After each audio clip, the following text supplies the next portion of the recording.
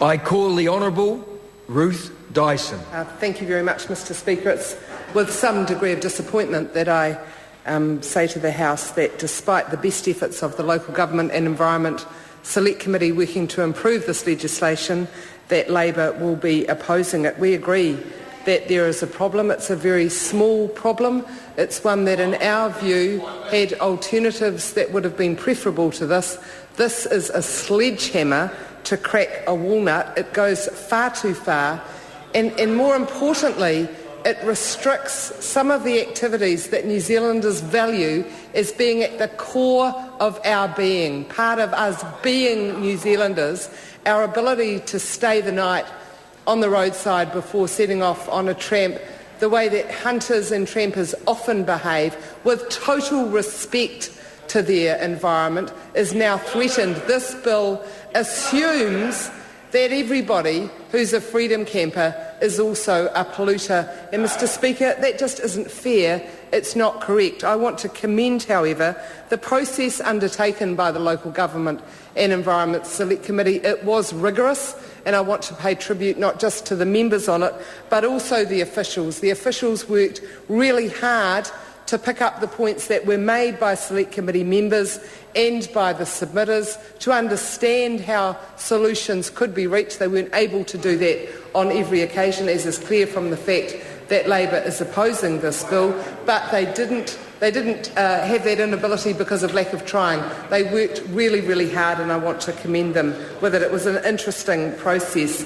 This bill gives every district council and every DOC conservancy the ability to say that large parts of our country are no longer allowable for freedom campers, just a blanket ban. In fact, a district council could say that the whole of its district was no longer allowed to have any freedom camping in.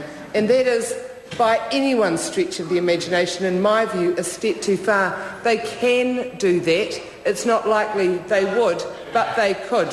That was certainly the conclusion that was reached during the Select Committee process. There are large parts of our country that can be excluded at the determination of the Council, and that is correct. In my view, New Zealanders do have the right to get out and pursue outdoor activity. From the Brains Trust from West Auckland, who refuses to read any briefing papers on anything to do with evidence-based best practice in child abuse or social development, suggests we read the bill. Mr Speaker, in my view, it should be up to the people who live in an area, who pay their rates, who enjoy that activity. It should be up to them to determine how their local area is designated, and that is not the case. So we have released with our report back a minority report. In that, it makes it very clear that we recognise there is a problem, but it's one where less draconian measures could be introduced and supported. And it would have been good, in my view, to have across the whole of Parliament support for these measures, giving a clear message to all our councils, all our elected representatives on councils throughout the country, that Parliament considered there were appropriate means to progress these measures and protect our environment. But I'm not surprised that the Council said, well, I'm not sure that we'd be able to do that. Even Minister Wilkinson talked about how expensive it is for councils to put in toilet facilities. Well, part of the reason for that, in fact, a large part of the reason for that, is because the national government has cut the subsidies that used to be available for particularly small district councils to put in toilet facilities. That subsidy used to be available to help them. It was seen as a partnership between central and local government, and the national government was in for 5 minutes and flicked that partnership and said to the district councils, you're on your own. And then the minister comes in and says, oh, the councils will find it very hard because it's very expensive to put in toilet facilities. So instead of putting in toilet facilities, we'll ban freedom camping. This is New Zealand, the country of the great outdoors, where we're going to ban freedom camping rather than putting in toilet facilities. There is now no assistance at all available for local authorities in order to put in toilet facilities. And for the member who was screeching out earlier on saying that that wasn't correct, it was called the Sanitary Works Subsidy Scheme. It was in existence years ago, right up actually till 2 3/4 years ago, and the national government abolished it.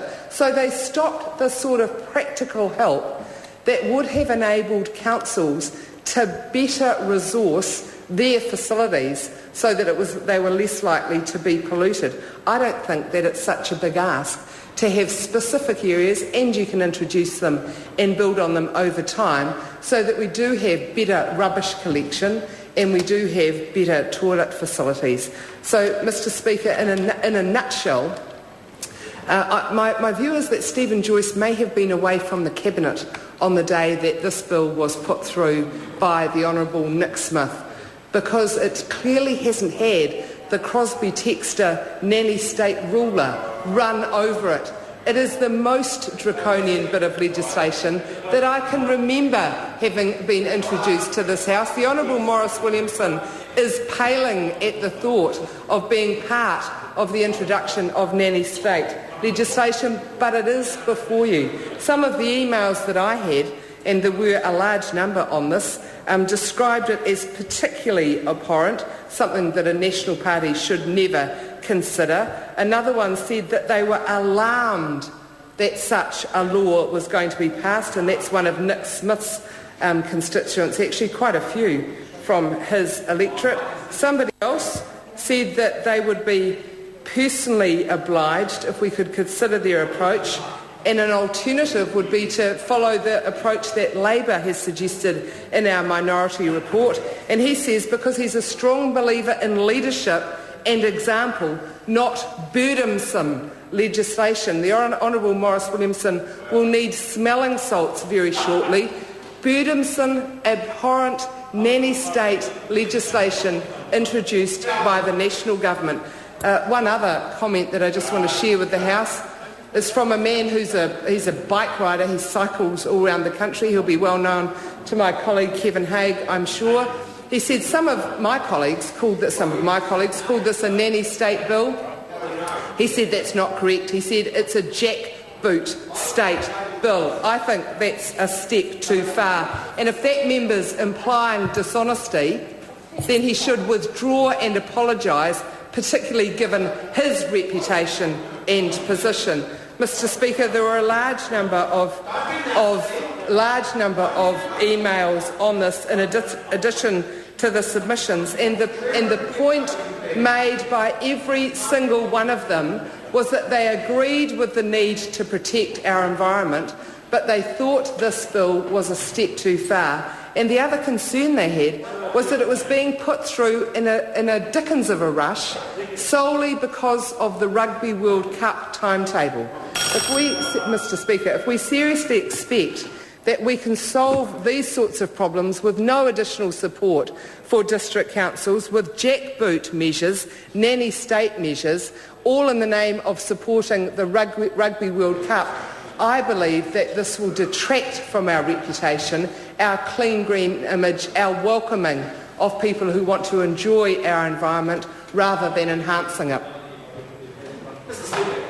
I call the Honourable Dr Nick Smith. Mr Speaker, this bill is not only in